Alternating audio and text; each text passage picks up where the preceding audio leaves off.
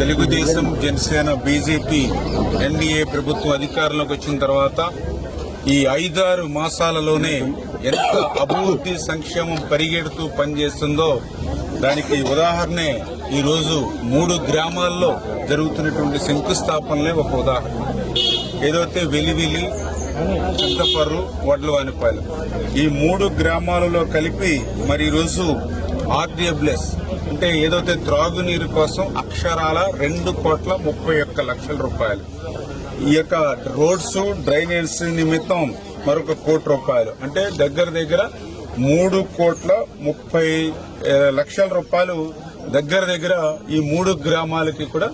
ఈ రోజు మనం పనిచేస్తున్నటువంటి పరిస్థితి. ఇదేదో ఒక మండలానికి కాదు, ఒక నియోజకవర్గానికి కాదు, 3 గ్రామాలకు సంబంధించి ఈవేళ ₹3,00,00,000 పైబడి ఈవేళ నిధులు ఇస్తూ ఉన్నామని అంటే ఈవేళ ఇంత కష్టకాలంలో కూడా ప్రజల యొక్క సంక్షేమం, అభివృద్ధి పట్ల ప్రభుత్వం నిబద్ధత. అందులో కూడా పర్టికులర్ గా ఈరోజు మరి ₹2,31,00,000 మరి ఈవేళ త్రాగునీరు కోసం 3 గ్రామాలు కేటాయించామనంటే దానికి గల కారణం గత ఎన్నికల ముందు 5 సంవత్సరాల గత పాలనలో ప్రజలందరూ కూడా త్రాగునీరు మరి ఇబ్బందులు వచ్చేటువంటి నీళ్లన్నీ కూడా కల్లాపు వేసుకోవడానికి, మొక్కలకి నీళ్లు వేసుకోవడానికి తప్ప త్రాగడానికి పనిచేయట్లేదని ఏదైతే మహిళలందరూ కూడా మాకు గ్రామాన మొరపెట్టారో ఈవేళ అధికారంలోకి వచ్చాక వాళ్ళకి ఏదైతే మాట ఇచ్చామో ఆ మాట నిలుపుకునేటువంటి విధంగా మరి ఈరోజు ఏదైతే వెలివిలి గ్రామానికి ₹55,00,000, అదేవిధంగా మన చింతపర్రు గ్రామానికి సంబంధించి ₹1,28,00,000, వడ్లవానిపాలెం గ్రామానికి సంబంధించి మరి ₹48,00,000 అక్షరాల మరి ఈ యొక్క ఓహెచ్ఆర్లు నిర్మాణం చేసుకోవడానికి, శివారు ప్రాంతాలకి పైప్ లైన్లు వేసుకోవడానికి, ఫిల్టర్ బెడ్లు కూడా మైక్రో ఫిల్టర్ బెడ్లు మరి వాళ్ళకి తయారు చేసుకోవడానికి ఈరోజు ఒక సురక్షితమైనటువంటి త్రాగునీరు ఇచ్చేటువంటి విధంగా ఈ నిధులు మంజూరు చేయడం జరిగింది. ఎందుకంటే వాళ్ళు ఆరోగ్యంగా ఉండాలి అంటే ఖచ్చితంగా సురక్షితమైన త్రాగునీరు ఇవ్వాలనే ఈ ప్రయారిటీ అని చెప్పి ఈ సందర్భంగా తెలియజేసుకుంటూ మరి ఈ రకంగా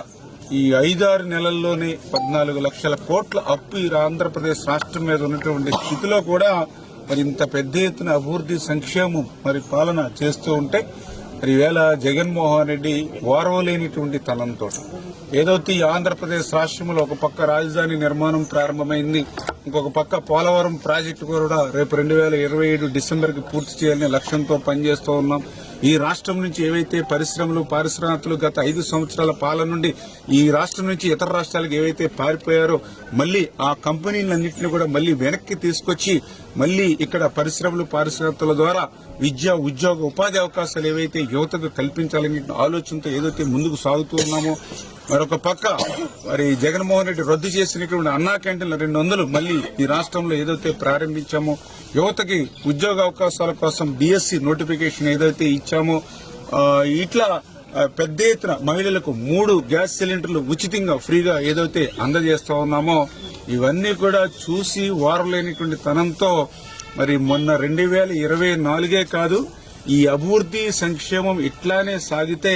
మళ్లీ 25-30 సంవత్సరాల వరకు కూడా ఆంధ్రప్రదేశ్ రాష్ట్రంలో కూటమి ప్రభుత్వమే అధికారంలో ఉంటుందని ప్రజలు భావించడం కాదు, జగన్మోహన్ రెడ్డి కూడా భావించి మరి అనేక రకాలుగా మళ్లీ అబద్దాలతోటి, అసత్యాలతోటి అంటే ఆ రోజు 2019లో ఒక్క ఛాన్స్ అని అధికారంలోకి వచ్చి ఏ రకంగా అయితే 5 సంవత్సరాల పాలనతో 20 సంవత్సరాలకి వెనక్కి ఆంధ్రప్రదేశ్ ని ఏ రకంగా అయితే నెట్టేశాడో మళ్లీ అటువంటి అబద్దాలు, అసత్యాలతోటి తన పత్రిక ద్వారా తన అసత్య అబద్దపు మరి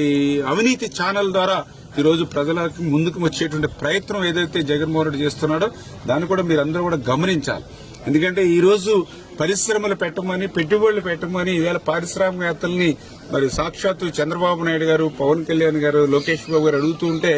వాళ్ళు ఒకటే చెప్తూ ఉన్నారు, మళ్లీ జగన్మోహన్ రెడ్డి రాడని ఒక గ్యారంటీ మీరు ఇవ్వండి అని చెప్తూ ఉన్నారు. ఎందుకంటే ఇప్పుడు మీరున్నారని చెప్పి మేము ₹1,00,00,000 వెచ్చించి ఇక్కడ పరిశ్రమలు పెడతాం, రేపొద్దున మళ్లీ ప్రజల్ని ఏమార్చి మళ్లీ ఒక్క ఛాన్స్ మోసం చేసి మళ్లీ అతను అధికారంలోకి వస్తే మళ్లీ మేము బుట్ట సర్దుకుని బయటికి పోవాల్సి ఉంది. మరి రాష్ట్రంలో ప్రభుత్వాలు మారినా, పార్టీలు మారినా, పాలసీలు మారడం ఎప్పుడూ చూడలేదు. మరి జగన్మోహన్ రెడ్డి పాలనలోనే ఆ రకంగా విధ్వంసం మేము చూసినటువంటి పరిస్థితి ఉంది, ఇంకా దాన్ని మేము మర్చిపోలేదు అని వేళ మరి ఈ రాష్ట్రంలో పెట్టుబడులు పెట్టాలంటే మరి జగన్మోహన్ రెడ్డిని చూసి భయపడేటువంటి పరిస్థితిలో ఉన్నారనంటే గత 5 సంవత్సరాల్లో ఎంత విధ్వంసకరమైనటువంటి పాలన జరిగిందో మనందరికీ అర్థమవుతున్నటువంటి పరిస్థితి. అందుకే ప్రజలందరూ కూడా మరొక 20-30 సంవత్సరాల పాటు ఈ అభివృద్ధికి సంక్షేమానికే మీరు ఓటేసి ఇక్కడ ఈ ప్రభుత్వాన్ని శాశ్వతంగా మనం ఉంచితే రేపు భవిష్యత్తులో 2047 కల్లా ఆ విజన్ ఆంధ్రప్రదేశ్ మళ్ళీ పూర్తయి మన ప్రపంచంలోనే మన రాష్ట్రం అగ్రగామిగా ఉండేటువంటి విధంగా ప్రజలందరూ కూడా సహకరించాలని చెప్పి మీలో అందరినీ కూడా కోరుతూ ఉన్నాం.